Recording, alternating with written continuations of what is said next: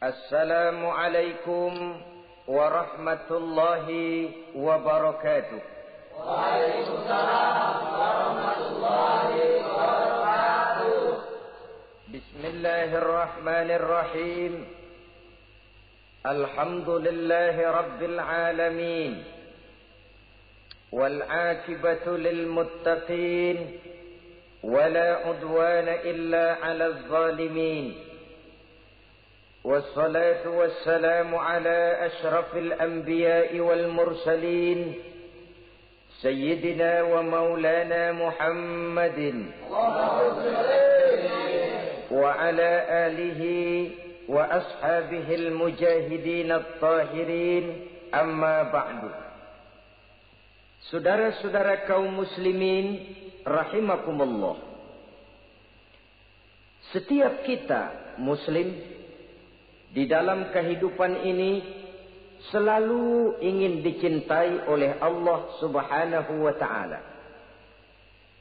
Dan tidak seorang pun di antara kita yang hidup ingin dimurkai oleh Allah Subhanahu wa ta'ala.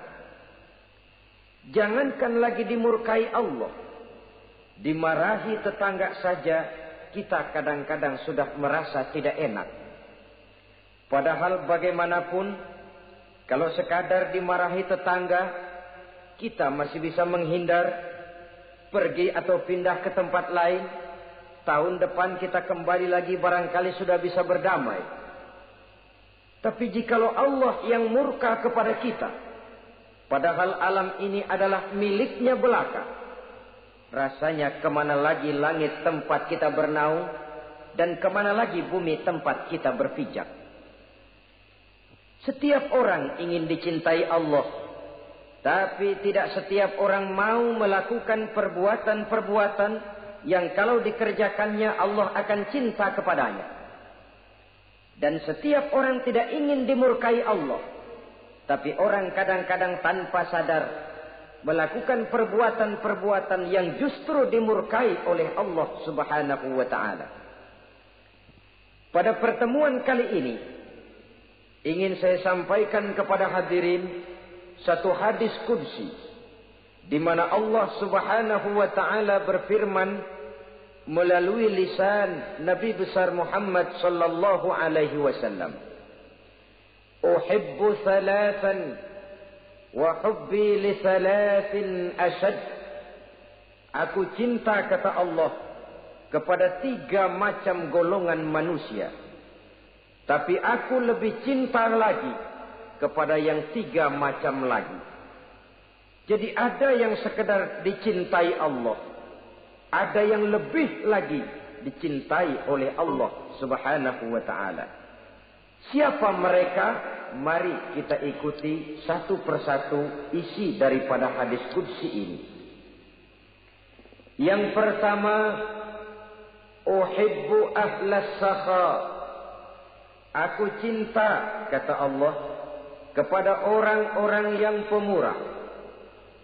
Aku cinta kepada orang-orang yang ringan tangan, mempunyai kepekaan sosial yang tinggi, gemar menolong orang yang memang memerlukan pertolongan. Aku cinta kepada orang-orang yang semacam itu. Saudara-saudara kaum muslimin rahimakumullah. Di zaman sekarang ini, seiring dengan makin tajamnya persaingan hidup, makin tingginya tensi ekonomi, antara tenaga kerja yang masuk pasaran dengan lapangan kerja yang tersedia jauh dari memadai, gaya hidup orang sumtip, semakin individualis. Timbullah sikap hidup elu-elu, gua-gua.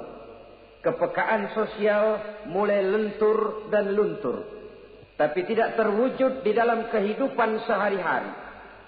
Padahal agama mengajarkan Allah cinta kepada orang-orang yang bermurah tangan, gemar melakukan pertolongan, peka melihat penderitaan dan kesulitan orang lain. Adalah Allah melebihkan rezeki sebagian kita dari yang lain. Dimaksudkan untuk saling tolong menolong, bahu-membahu dan bantu-membantu. Sehingga dengan demikian, apa yang disabdakan Nabi dalam hadis, Ar-Rahimuna yarhamuhumur Rahman, irhamu ahlal ardi yarhamkum man fis sama. Orang-orang yang punya sifat belas kasih akan dikasihi oleh Allah Subhanahu wa taala. Sayangi yang di permukaan bumi, nanti yang di langit akan sayang kepadamu, akan turun rahmahnya kepada kita bersama. Alangkah nikmatnya kehidupan ini, jikalau yang berkuasa menyayangi yang lemah lalu melindunginya, jikalau yang alim menyayangi yang awam lalu membimbingnya, jikalau yang kaya menyayangi yang miskin lalu mengulurkan tangan memberikan bantuannya, akan terciptalah rahmah dalam kehidupan. Tapi jikalau sebaliknya, yang berkuasa malah menindas dan menekan yang lemah, yang alim malah membodoh-bodohi yang memang sudah bodoh, sementara yang kaya menyantap yang miskin, akan terjadilah bala dan bencana dalam kehidupan. Bukan lagi rahmah yang turun, melainkan azab akan menimpa kita secara keseluruhan. Begitulah, terdapat tirai halus yang memisahkan kita dari konsep ajaran agama kita yang luhur. Agama mengajarkan yadul ulya khairun min yadis sufla, bahwa tangan di atas lebih baik daripada tangan yang di bawah. Orang yang memberi lebih baik daripada orang yang menerima.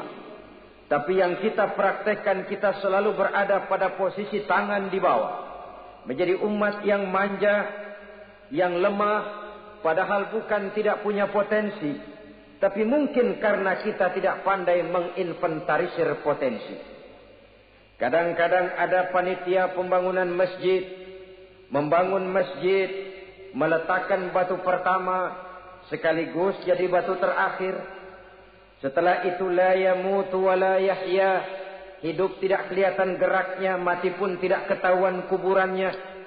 Masjid impoten, pesantren terbengkalai, majelis taklim terlunta-lunta, rumah sakit Islam tak kunjung selesai. Tidak adakah orang Islam yang kaya? Banyak. Tidak adakah orang Islam yang punya posisi kunci, posisi basah, posisi menentukan? Banyak. Secara jujur kita harus berkata, yang belum banyak ialah yang mau berbuat atas nama dan demi kepentingan agamanya. Kita juga bukan tidak punya potensi. Kita tidak pandai menginventarisir potensi untuk kepentingan dan kemaslahatan kita bersama. Saudara-saudara kaum muslimin rahimakumullah. Dengan demikian, kita bisa lihat dalam kehidupan sehari-hari di masjid misalnya. Itu kalau hari Jumat kadang-kadang kita sengaja mau berangkat sholat Jumat tidak bawa uang. Maka yang paling lancar di masjid, kotak. Saudara boleh lihat kotak itu. Dari sudut ke sudut hampir tidak pernah macet. Lancar betul jalannya. Sekali macet, kotak 50, 100. Wajar kalau masjid-masjid kita lalu impoten. Bagaimana akan mengadakan kegiatan kalau tidak ada dana? Oleh karena itu pada kesempatan ini saya ingin mengetuk, berbahagialah kita jikalau oleh Allah Subhanahu wa taala diberikan kepercayaan berupa titipan, wa mal malu wal banuna illa wadai'. Harta dan anak-anak tidak lain satu titipan dari Allah Subhanahu wa taala. Dan pada satu saat titipan itu akan diambil oleh yang empunya. Allah cinta kepada orang-orang yang pemurah. Allah akan memberikan balasan yang berlipat ganda. Kalau saudara bersedekah kepada anak yatim, bukan si yatim itu yang akan membalasnya. Kalau saudara membantu pembangunan masjid, bukan panitia masjid yang akan memberikan ganjarannya. Kalau saudara membangun pondok pesantren, bukan kiai yang punya pesantren yang akan memberikan balasannya. Allah Subhanahu wa taala melalui jalan yang tidak kita sangka-sangka melalui jalan yang dalam istilah Quran disebut min haitsu la yahtasib, melalui jalan yang tidak pernah kita hitung, kita sangka sama sekali. Jalan gaib yang hanya Allah saja yang maha tahu. Sebaliknya, wa hubbi lil faqir as-sakhi asad, kata Allah. Aku cinta kepada orang-orang yang pemurah, tapi aku lebih cinta lagi kepada orang-orang miskin yang pemurah. Orang kaya pemurah, Allah cinta. Orang miskin pemurah, Allah lebih cinta. Kenapa? Kalau orang kaya sedekah 5.000 rupiah misalnya, orang miskin pun sedekah 5.000 rupiah, sama jumlahnya, sama ikhlasnya, sama halalnya, tapi besarnya pahala lebih besar sedekah si miskin yang 5.000 rupiah itu ketimbang si kaya yang juga 5.000 rupiah. Kenapa maka demikian? Oh, buat orang kaya uang 5.000 apalah artinya.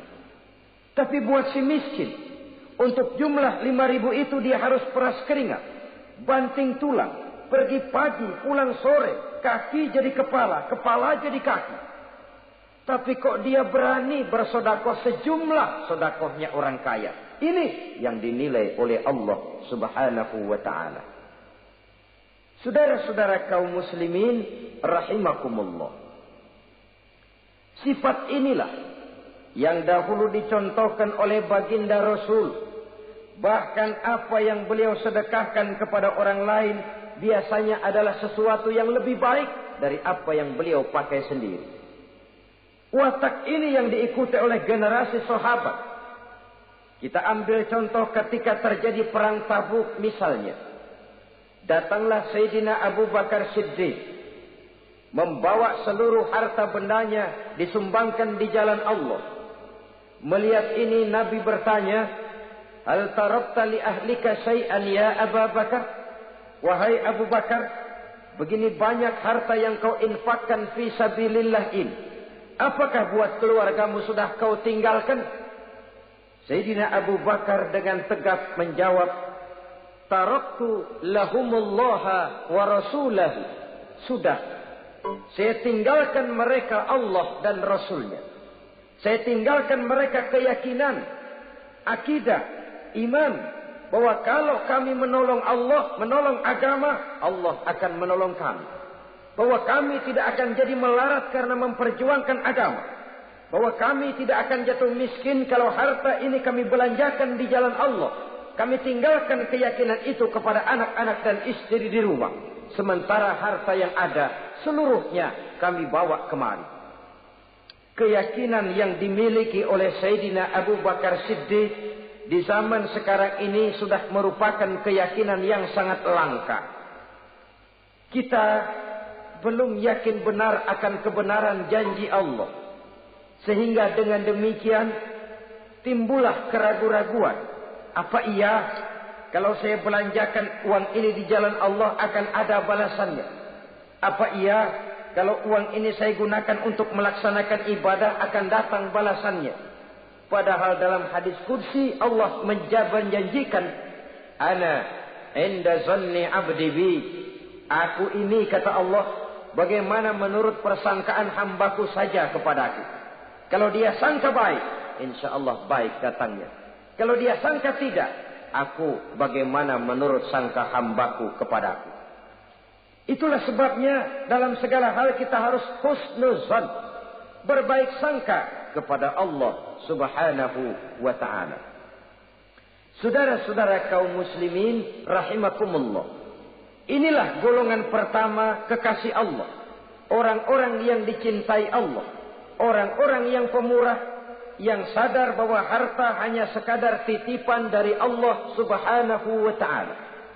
Dan harta menurut Nabi, apabila sudah kita belanjakan di jalan Allah, dia akan berkata, pertama, kuntu qalilatan fakassartani, jumlahku sebenarnya sedikit, tapi lantaran engkau sedekahkan aku, engkau belanjakan aku di jalan Allah, maka jumlahku jadi banyak. Kau sedekah 1000, dibalas 7000, dikali 10, dikali 100, masih ditambah wallahu yudha'ifu liman yasha. Allah melipat gandakan pahala kebajikan dari orang-orang yang dikehendakinya. Yang kedua, harta itu akan bicara lagi. Kuntu faniyatan fa'abqaitani. Aku ini sebenarnya fana, tidak kekal, berubah, relatif dan temporer, sirna oleh pergeseran masa dan pertukaran waktu. Tapi lantaran engkau sedekahkan aku, engkau belanjakan aku di jalan Allah, maka nilaiku jadi kekal, akan mendampingi engkau sampai di hadratullah azza wa jalla di akhirat nanti. Jadi harta yang kita tumpuk-tumpuk, yang kita sangka akan mengekalkan kita sampai tidak akan miskin 7 keturunan, dengan segala macam cara kita tempuh, dia bukan harta yang kekal. Yang kekal, yang kita belanjakan di jalan Allah subhanahu wa ta'ala. Itu milik kita yang benar-benar akan kita nikmati. Yang ketiga, harta itu akan berkata lagi, kunta harisi, fal'ana sirtu harisaka. Dahulu kamulah yang menjaga saya, tapi sekarang setelah saya sedekahkan, setelah engkau sedekahkan aku, setelah engkau belanjakan aku di jalan Allah, bukan engkau lagi yang jaga aku, kata si harta, akulah yang akan menjagamu. Di dunia orang yang rajin sedekah, sedekahnya itu menolak bala, terhindar dari segala bencana dan musibah. Sementara di akhirat, sedekahnya itu akan menjadi dinding yang menjaga dia dari jilatan api neraka. Demikian harta yang sudah kita infakkan, kita belanjakan, kita sedekahkan di jalan Allah itu akan menjadi pejangga kita.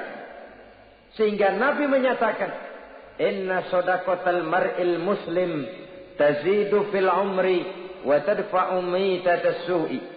Sesungguhnya sedekahnya seorang mukmin dapat menambah umur panjang dan menyelamatkan seseorang dari mati secara su'ul khatimah. Marilah kita melihat bahwa agama ini memerlukan kita, bahwa umat ini mengharapkan pengorbanan kita. Dengan segala kemampuan yang ada pada diri kita, mari kita menyadari bahwa harta kita yang benar-benar milik kita, sesungguhnya yang sudah kita belanjakan di jalan Allah subhanahu wa ta'ala. Saudara-saudara kaum muslimin rahimakumullah, inilah golongan pertama. Golongan yang kedua yang dicintai oleh Allah subhanahu wa ta'ala, uhibbul mutawadhi'in. Aku cinta, kata Allah, kepada orang-orang yang rendah hati, orang-orang yang membawa ilmu padi, makin berisi makin merunduk, makin di puncak makin sadar akan kelemahan dan keterbatasannya. Aku cinta kepada orang-orang yang rendah hati. Adalah satu sifat dari Rasulullah sallallahu alaihi wasallam yang diriwayatkan oleh Imam Abu Ja'far Al-Barzanji misalnya dalam rawi Barzanjinya, wa kana sallallahu alaihi wasallam syadidal haya'i wat tawadhu. Adalah Rasulullah sallallahu alaihi wasallam seorang yang sangat pemalu dan sangat rendah hati. Tawadhu, tidak melonjak menjadi angkuh dan sombong. Walaupun beliau adalah asraful anbiya wal mursalin, nabi dan rasul termulia, imamul muttaqin, imamnya orang-orang yang bertakwa, rahmatan lil alamin, diutus sebagai rahmah bagi seluruh alam. Tapi tawaduknya demikian luar biasa. Ketika beliau terusir dari Mekah, kita bisa membayangkan meninggalkan kampung halaman, meninggalkan keluarga yang berbeda akidah, hijrah ke Madinah. Tapi pada lain kesempatan, ketika beliau dengan bala tentaranya masuk ke kota Mekah, dan orang-orang kafir Quraisy yang kita kenal dalam peristiwa Fathu Makkah itu, gentar hati mereka, sembunyi di dalam rumahnya masing-masing. Mereka masih ingat beberapa tahun yang silam, Dikala Nabi Muhammad dan para sahabatnya dikejar-kejar, terusir dari Mekah, hijrah ke Madinah. Sekarang Rasul kembali ke Mekah dengan segala keperkasaan bala tentaranya. Mereka berpikir, andai kata Muhammad mau saja membalas dendam, habis kita ini, habis, tidak akan tersisa. Dahulu dia kita caci maki, dahulu dia kita usir, dahulu dia kita kejar-kejar untuk kita bunuh. Sekarang kita tidak berdaya. Muhammad dengan perkasa, dengan bala tentaranya yang gagah sekarang masuk ke kota Mekah. Apa yang harus kita lakukan? Mereka menunggu dan menunggu. Dan Nabi dengan gagah masuk ke kota Mekah bersama bala tentaranya. Apa ucapan yang pertama beliau lontarkan? Pembalasan dendam? Tidak. Mencari orang-orang yang dulu mengejar, memusuhi, mengancam akan membunuhnya? Tidak. Beliau tidak teriak-teriak, mana itu Abu Jahal, mana itu Abu Lahab, mana itu Abu Sufyan, mana itu dulu orang-orang yang memusuhi saya dan sahabat saya. Ayo keluar kalau berani, ha? Tidak. Pidato ucapan pertama yang keluar dari bibir yang mulia itu sungguh di luar perkiraan kufar Quraisy. Apa jawab Nabi? Pidato Nabi, al-yauma yaumul marhamah. Tuan-tuan para Quraisy, tidak usah khawatir. Hari ini adalah hari yang penuh kasih sayang. Saya masuk ke kota Makkah semata-mata untuk menunaikan ibadah. Tidak akan ada balas dendam. Tidak akan ada pertumpahan darah. Siapa yang masuk ke Masjidil Haram dia aman. Siapa yang masuk ke Masjidil Haram dia tenang, tidak akan diganggu barang sedikit pun. Bersih hatinya dari balas dendam. Tidak ada watak untuk menunjukkan kepongahan pada beliau berada di puncak kejayaan. Tidak. Ini yang disebut syadidul haya wat tawadhu. Sangat rendah hati. Tidak melonjak menjadi angkuh dan sombong lantaran keberhasilan yang pernah dicapainya. Uhibbul mutawadhi'in. Aku cinta kepada orang-orang yang rendah hati. Makin berkuasa, makin rendah hati. Makin berilmu, makin rendah hati. Makin kaya, makin tawadhu. Wa hubbi lil ghaniyil mutawadhi asyad. Tetapi kata Allah, aku lebih cinta lagi kepada orang-orang kaya yang rendah hati. Orang miskin tidak sombong, Allah cinta. Orang kaya tidak sombong, Allah lebih cinta. Sebabnya apa? Rasa-rasanya kalau ada orang miskin tidak sombong, memang sudah harusnya. Tapi kalau ada orang kaya, apa saja dia punya. Kebunnya ada di mana-mana, kendaraannya sejumlah keluarganya, uangnya, depositonya ada di berbagai bank, pabriknya banyak. Apa saja dia punya, tapi tidak sombong, tawadhu. Ini yang lebih dicintai oleh Allah Subhanahu wa ta'ala. Saudara-saudara kaum muslimin rahimakumullah. Oleh karenanya, hadis kursi ini menanamkan kesadaran kepada kita bersama. Bahwa yang pantas untuk sombong hakikatnya cuma Allah saja. Itu sebabnya salah satu asma'ul husna Allah disebut al-mutakabbir. Kalau Allah sombong, wajar karena memang tidak ada Tuhan lain selain Allah.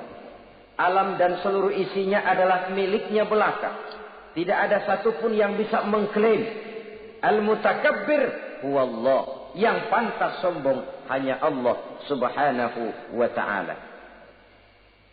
Saudara-saudara kaum muslimin rahimakumullah.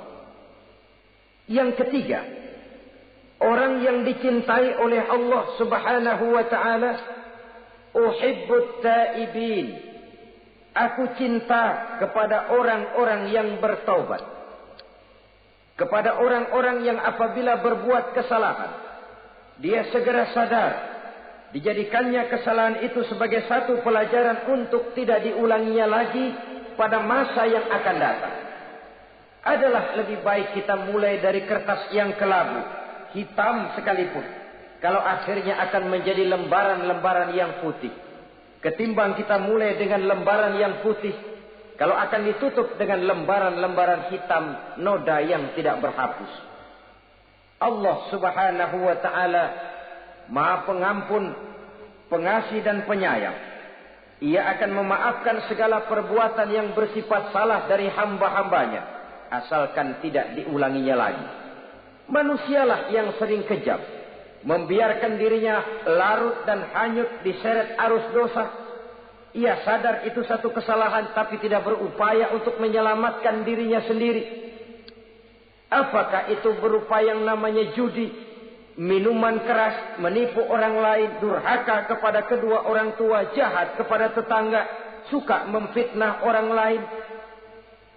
Dibiarkan dirinya hanyut di dalam lembah dosa tanpa upaya penyelamatan sama sekali.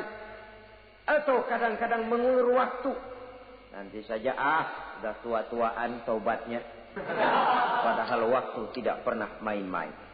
Uhibbut taibin. Aku cinta kepada orang-orang yang mau bertaubat. Wa hubbi lisyabit taib asad.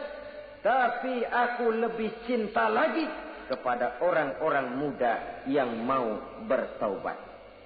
Apabila orang tua bertaubat, Allah cinta. Anak muda bertaubat, Allah lebih cinta.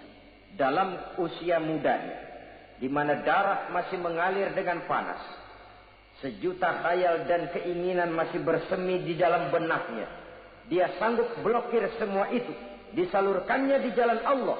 Allah cinta sekali kepada orang-orang semacam itu.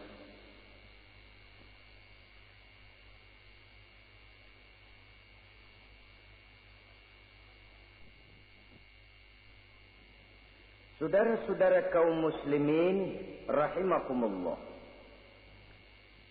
Kalau tadi sudah saya jelaskan 3 golongan orang-orang yang dicintai Allah, yakni para kekasih Allah. Orang-orang yang pemurah, gemar memberikan pertolongan. Kemudian yang kedua, orang-orang yang rendah hati. Dan yang ketiga adalah orang-orang yang suka bertaubat. Maka kemudian hadis qudsi ini dilanjutkan oleh Allah Subhanahu wa taala dengan menjelaskan lawanan dari 3 golongan tadi. Kalau 3 golongan tadi adalah orang-orang yang dicintai Allah, maka 3 golongan yang berikutnya adalah mereka yang dibenci, dimurkai oleh Allah Subhanahu wa taala. Siapa mereka? Jumlahnya juga 3, lawanan dari yang 3 tadi pertama. Yang pertama, saudara-saudara, abghadul bukhala. Aku benci, kata Allah, kepada orang-orang yang bakhil, orang yang kikir, orang yang diberikan amanah berupa harta, lalu tidak tersentuh hatinya melihat kesulitan dan penderitaan orang lain. Tetangganya meratap dan merintih kelaparan, sementara ia dengan tenang berpangku tangan, padahal ada kelebihan rizkinya. Ia tahu kesulitan orang lain, tapi ia tidak berusaha mengulurkan tangan memberikan bantuan. Kenapa seseorang bisa terjebak ke dalam penyakit bakhil bin kikir alias pelit seperti ini? Oleh karena harta benda dunia itu sudah berakar kuat di hatinya. Tidak mau lepas lagi ia dari sana. Tidak mau berpisah ia dengan harta itu walau sedikit jua pun. Dan memang para ulama sufi mengajarkan, orang kaya itu ada 2. Ada orang kaya hakiki, ada orang kaya majazi. Orang kaya hakiki, orang kaya sebenarnya adalah orang yang kaya hatinya. Luas cakrawala pandangannya, terbentang nuansanya, tidak cuplik melihat karunia yang diberikan Allah dalam kehidupan ini. Orang yang kaya hati, inilah orang kaya hakiki. Adapun orang kaya majazi adalah orang yang banyak hartanya tapi miskin hatinya. Hidupnya sudah melimpah tapi ia selalu merasa kurang, maka ia tidak pernah cukup. Posisinya sudah kaya tapi ia masih merasa miskin, maka ia pun selalu miskin. Imam Ghazali rahimahullah memberikan contoh yang indah. Perjalanan hidup manusia sama dengan naik kapal laut yang besar menuju pulau bernama akhirat, mencapai pantai surga bahagia. Kapal ini akan singgah di satu pulau bernama dunia. Para penumpang diperbolehkan turun, tapi sebelumnya diingatkan lebih dahulu bahwa ini cuma sekedar tempat transit. Di dunia, di pulau yang bernama dunia, para penumpang boleh mengambil apa yang memang diperlukan untuk bekal dalam perjalanan. Tapi jangan lupa bahwa kapal akan melanjutkan perjalanan menuju kepulauan akhirat yang kekal dan abadi. Maka turunlah para penumpang ke pulau yang bernama dunia ini. Macam-macam tingkah lakunya ketika mereka menjejakkan kaki ke pulau dunia. Ada yang tetap sadar kepada pesan nakoda. Dia turun ke pulau yang bernama dunia, yang hijau, ranau, indah, memikat, mempedaya, mempesona. Tapi ia tetap sadar, ini cuma tempat transit. Ini cuma tempat persinggahan sementara. Bukan ini tempat yang akan saya tuju. Kapal akan segera berangkat. Saya harus bersiap-siap. Diambilnya apa yang diperbolehkan di pulau bernama dunia sebagai bekal menuju perjalanan akhirat. Dan setelah itu dia segera kembali ke kapal untuk melanjutkan perjalanannya. Ada pula penumpang yang lalai. Ketika turun ke pulau bernama dunia ini, ia lupa kepada pesan sang nakoda. Ia terpedaya oleh hijau ranaunya kepulauan dunia. Ia terpikat oleh gemerlapnya kehidupan dunia. Sibuklah seluruh waktunya untuk mengambil segala yang ada di kepulauan dunia ini. Ia menyangka bahwa ia sudah sampai kepada tujuan yang sebenarnya. Dikala peluit kapal berbunyi, pertanda kapal akan segera berangkat, rupanya baru sadar dia bahwa ini bukan tujuan yang sebenarnya. Ia berusaha kembali ke kapal, walaupun masih bisa ikut naik kapal, tapi sayang tempatnya sudah ditempati oleh orang lain. Inilah contoh dari orang-orang yang kehidupan dunia telah melalaikan mereka daripada tujuan akhirat. Yang lebih celaka adalah nasib penumpang ketiga.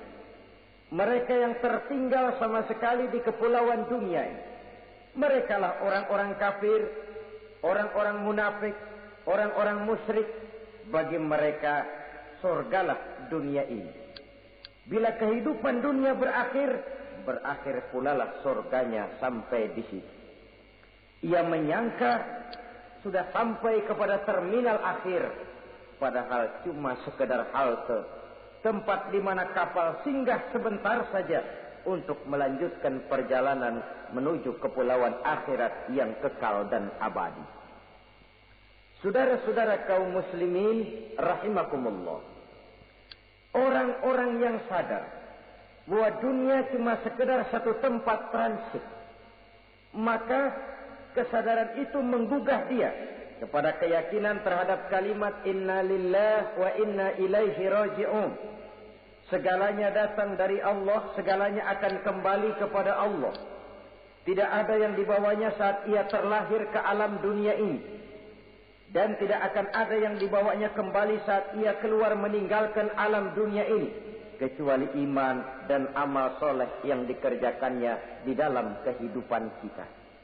Bukan bakhil yang menyebabkan orang cepat jadi kaya. Bukan pemurah yang menyebabkan orang jatuh miskin dan bangkrut.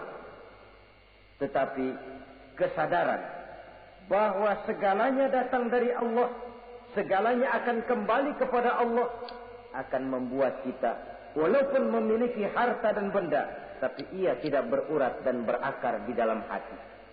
Abghadul bukhala, kata Allah, aku benci kepada orang-orang yang bakhil. Kadang-kadang jangankan untuk orang lain, untuk kepentingan agama, dirinya sendiri saja tidak bisa menikmati kekayaannya. Kaya dia sebenarnya, tapi dia tidak sadar akan kekayaannya. Lebih celaka lagi, dia tidak tahu untuk apa kekayaan itu akan dipergunakan.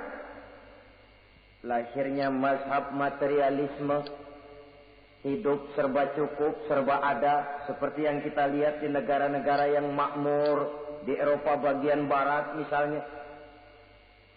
Keluarga-keluarga jet set yang akhirnya bingung karena kebanyakan harta. Kalau kita di timur umumnya bingung karena tidak punya harta. Di sana orang bingung karena kebanyakan harta, mau diapakan harta itu. Akhirnya timbullah gaya hidup yang aneh-aneh. Membentuk klub-klub nudis terlepas dari pergaulan dunia ramai. Bergerombol tidur di goa-goa. Padahal rumahnya macam istana, kamarnya 37, ada kolam renang, ruangan ber-AC. Kemana pergi mobil sejumlah keluarga. Dari merek-merek yang mewah, keluaran mutaakhir. Tidak puas mobil punya kapal pesiar, kapal laut. Tidak cukup kapal laut punya kapal pesawat terbang pribadi. Apa yang dimau uangnya bisa bicara. Tapi akhirnya lalu sampai kepada titik jenuh. Sampai kepada yang namanya frozen emotional attitude. Dan sikap bakhil inilah yang pada akhirnya mendorong seseorang untuk sampai kepada tingkat yang disebut tamak, rakus, serakah. Dan mental semacam ini tidak hanya membahayakan bagi pribadi yang punya watak, tapi juga bagi lingkungan, bagi masyarakat. Bahkan dalam skopnya yang luas, bagi pertumbuhan suatu bangsa, bagi pertumbuhan suatu negara. Sikap-sikap tamak, rakus, serakah, mau menang sendiri, mau kuasa sendiri, mau basah sendiri, mau kaya sendiri, persetan dengan orang lain, adalah sikap-sikap yang tidak saja bertentangan dengan ajaran agama kita, tapi juga bertentangan dengan falsafat dasar kehidupan bangsa kita, yakni Pancasila. Saudara-saudara kaum muslimin rahimakumullah. Lawanannya kemudian Allah menyatakan, wa bughdi lil ghaniyil bakhil asyad. Aku benci kepada orang yang bakhil, tapi aku lebih benci lagi kepada orang-orang kaya yang bakhil. Kalau orang miskin pelit, barangkali masih orang berkata pantaslah dia tuh pelit, miskin. Tapi kalau kaya, bakhil, kaya, pelit, rasanya orang menyayangkan. Apa saja dia punya, tapi bakhil, pelit, tidak sadar bahwa itu adalah amanah Allah yang suatu saat akan dimintakan pertanggungan jawab di padang mahsyar nanti. Inilah golongan pertama yang dibenci oleh Allah Subhanahu wa ta'ala. Golongan yang kedua, abghadul mutakabbirin. Aku benci kepada orang-orang yang sombong. Baik sombong oleh karena kekuasaan, kekuatan, wewenang, jabatan. Baik sombong oleh karena ilmu pengetahuan, skill, keahlian, kemampuan. Baik sombong oleh karena harta benda dan kekayaan. Sombong dalam segala bentuknya tidak disenangi oleh Allah Subhanahu wa ta'ala. Inilah yang saya maksud tadi dengan membawa ilmu padi seharusnya. Semakin berisi, semakin merunduk. Sebab pepatah orang-orang tua kita bilang, air beriak tanda tak dalam, tong kosong bunyinya nyari. Orang belajar silat kalau baru dapat 2-3 jurus memang genit, bukan main. Sesuatu yang barangkali sudah lumrah dalam kehidupan. Tapi yang diajarkan oleh agama, abghadul mutakabbirin. Aku benci kepada orang-orang yang sombong. Al-Quran syarat dengan contoh-contoh, baik dari perjalanan sejarah, baik dari perjalanan para hidup para nabi dan para rasul, seluruhnya merupakan tamsil, contoh dan ibarat bagi kita bersama. Fanzuru kaifa kana akibatul mukazzibin, fanzuru kaifa kana akibatul mujrimin. Berjalanlah kamu di permukaan bumi, lihat bagaimana akibat yang diderita oleh para pendusta, lihat bagaimana akibat yang diderita oleh para pembuat dosa, oleh orang-orang yang sombong, angkuh, congkak dan takabur. Mereka satu demi satu mengalami kehancuran, tenggelam di perut sejarah. Kurang apa Fir'aun? Kurang apa Raja Namrus? Kurang apa Raja Abrahat? Tentaranya gagah perkasa, kekuasaannya luas, istananya megah dan besar, pengawalnya gentayangan di mana-mana, intelnya selalu siap siaga menjaga keamanan. Sang raja diraja, entoh waktu berputar masa beredar, tenggelam oleh perputaran waktu dan peredaran zaman. Tidak ada satu keabadian dalam kehidupan ini. Akankah kita melahirkan Fir'aun kelas baru?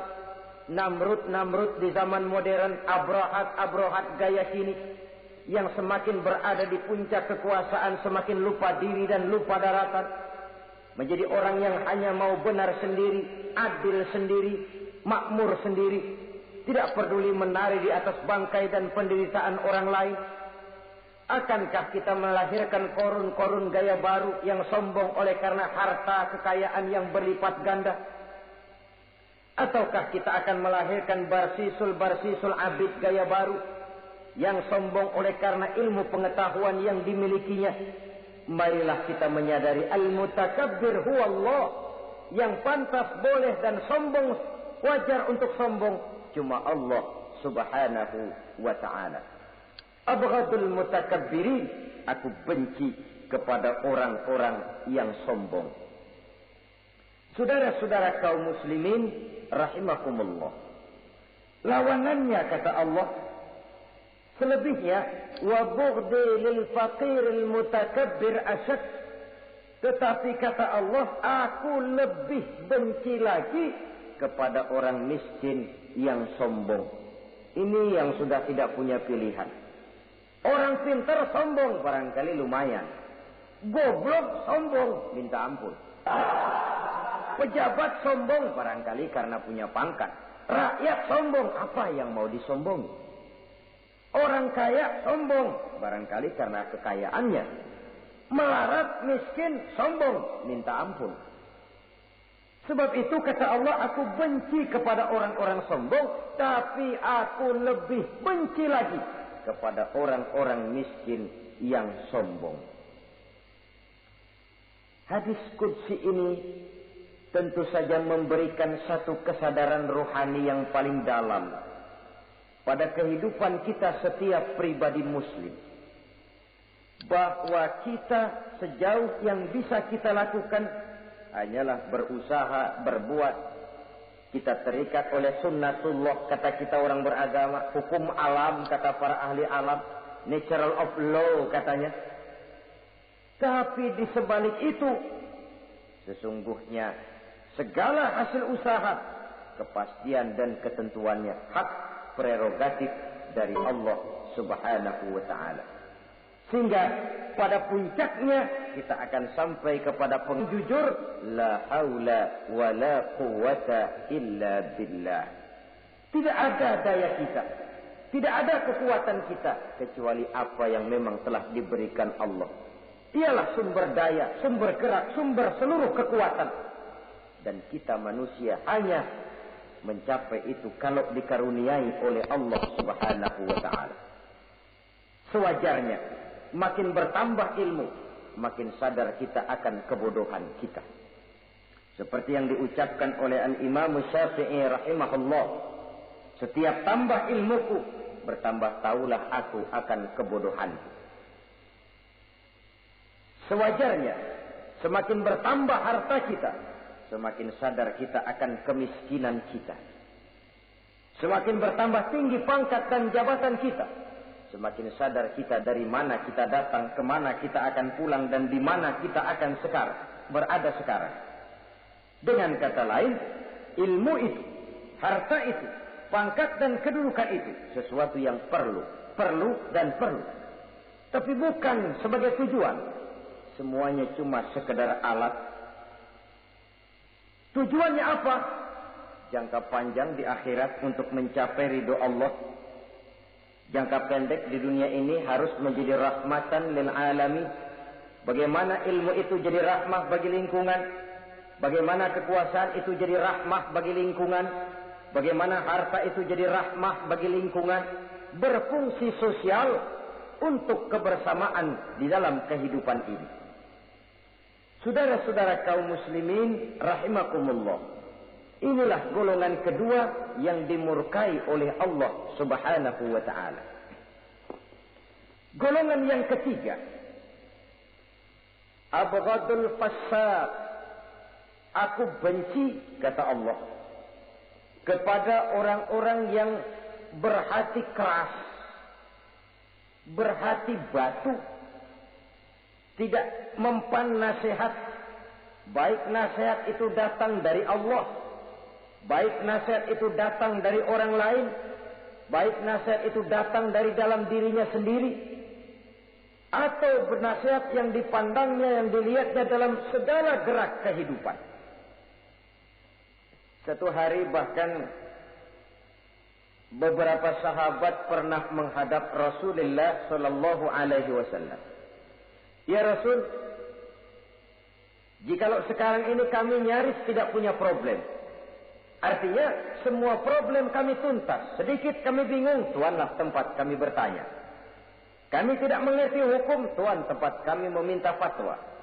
Kami ingin mendapat petunjuk, kepada Tuan kami mengadu.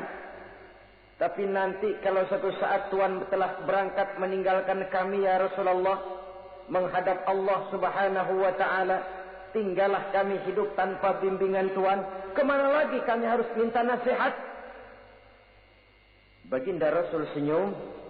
Kemudian beliau menjawab, taraktu lakum nasihataini. Kamu tidak usah khawatir. Kalaupun pada satu saat nanti aku berangkat meninggalkan kamu semua, kembali menghadap Allah Subhanahu wa ta'ala, kamu tidak perlu bingung. Tempat kamu minta nasihat ada, tempat kamu bertanya ada, tempat kamu minta fatwa dan kepastian hukum ada. Taraktu lakum nasihataini. Aku tinggalkan untukmu dua macam nasihat. Pertama, yang aku tinggalkan kepadamu itu nasihat yang pandai bicara. Yang kedua, yang aku tinggalkan kepadamu itu nasihat yang diam saja. Sahabat lalu bertanya, kalau nasihat yang bisa bicara itu apa ya Rasul? Beliau menjawab, Al-Quranul Karim. 6.666 ayat, 30 juz, 114 surah, seluruhnya nasihat bagi umat Islam. Apapun yang akan kau kerjakan, kemanapun kau akan pergi, bertanyalah kepada Al-Quran, minta nasihatnya. Bertanya langsung? Tentu tidak. Bertanya kepada Al-Quran artinya fas'alu ahla zikri in kuntum la ta'lamun. Jikalau kamu memang tidak mengerti, bertanyalah kepada yang mengerti. Yang mengerti Al-Quran tentu tidak lain para ulama, para kiai, para asatiz, guru-guru yang mengasuh kita di majelis taklim. Nasihat yang pandai bicara, Al-Quranul Karim. Kemanapun saja kaki akan kita langkahkan, ke arah manapun bumi yang akan kita tuju, mintalah lebih dahulu nasihat Al-Quranul Karim. Usaha apapun yang akan kita lakukan, mintalah nasihat kepadanya. Itu nasihat yang pandai bicara. Lalu sahabat bertanya lagi, kalau nasihat yang diam saja itu apa ya Rasul? Beliau menjawab, nasihat yang diam saja itu maut. Diam saja dia, tidak bicara, tapi pasti datangnya. Dan itu jadi nasihat. Kalau sekarang kau menyolatkan orang lain, apa tidak mungkin besok kau disolatkan orang? Kalau hari ini kau antar jenazah temanmu ke liang lahat, entah tahun depan, bulan depan, minggu depan, entah 5-10 tahun yang akan datang, bukankah kau yang akan diantar ke liang lahat? Kau tengoklah temanmu itu. Matanya masih ada tapi sudah tidak sanggup lagi melihat. Jangankan melihat, digerakkan saja pun sudah tidak bisa. Telinganya belum kemana-mana tapi sudah tidak mampu lagi mendengar. Kakinya masih cukup tapi sudah tidak mampu untuk dipakai berjalan. Tangannya masih ada tapi tidak ada lagi yang bisa dipegangnya. Apa yang kurang kalau sudah demikian? Kau tumpuk harta kekayaan untuk 7 turunan, kau sangka kau tidak akan mati karena itu. Kau ingin selalu berada di puncak padahal hidup ini mendaki dan menurun. Ini seluruhnya merupakan nasihat. Orang yang hatinya keras tidak mempan nasihat yang datang dari Allah, Quran dan maut. Nasihat yang datang dari orang lain. Kadang-kadang diberikan nasihat, lebih pandai dia berkilah, lebih pandai dia berkelit, lebih pandai dia berjawab. Orang yang memberi nasihat baru bicara 1, dia sudah 10. Nasihat yang datang dari orang lain tidak juga bisa menyentuh hatinya. Atau nasihat yang timbul dari dalam dirinya sendiri. Kulit yang mulai berkerut, uban yang mulai bertabur, gigi yang permisi satu demi satu. Itu kan seluruhnya merupakan nasihat. Tapi orang yang hatinya keras, kasar, istilah kita barangkali sudah kulit badak, muka tembok, kuping kebo, masuk dalam golongan khatamallahu ala qulubihim. Allah sudah tutup cap, Allah stempel hati mereka, tidak masuk lagi nasihat. Na'udzubillah summa na'udzubillah. Beruntung kita kalau oleh Allah ini diberikan hati yang lembut, peka, mudah menerima kebenaran, tidak tertutup terhadap kebenaran. Walaupun kebenarannya itu datang dari seorang budak yang hitam legam.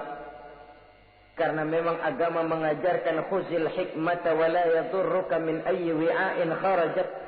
Ambillah hikmah, ambillah kebenaran, tidak usah terlalu kau pedulikan dari mana sumbernya. Asal itu merupakan kebenaran, jadikan sebagai nasihat di dalam kehidupan. Saudara-saudara kaum muslimin rahimakumullah. Rugi dan celaka kita kalau sampai diberikan hati yang keras, kasar, masuk dalam qaswatul qalbi, hati yang kasar, keras, tidak mempan nasihat apapun. Kalau kadang-kadang masuk telinga kanan, keluar lagi telinga kiri, tidak pernah singgah di lubuk hatinya walau sebentar sekalipun, tidak pernah transit, atau kalaupun transit seperti air di daun talas, mudah bergoyah ke kiri dan ke kanan. Allah benci kepada orang-orang yang hatinya keras. Selanjutnya, wa bughdhi lisaykhil fasik asad. Tapi kata Allah, aku lebih benci lagi kepada orang tua yang hatinya keras. Tua-tua keladi katanya, makin tua makin menjadi. Kalau ada anak muda bandel, nakal, setidaknya orang masih punya harapan. Masih ada orang berkata, ya doain aja dah, mudah-mudahan dia makin dewasa, makin lurus jalan hidupnya, makin benar langkahnya, makin sadar rasa keagamaannya.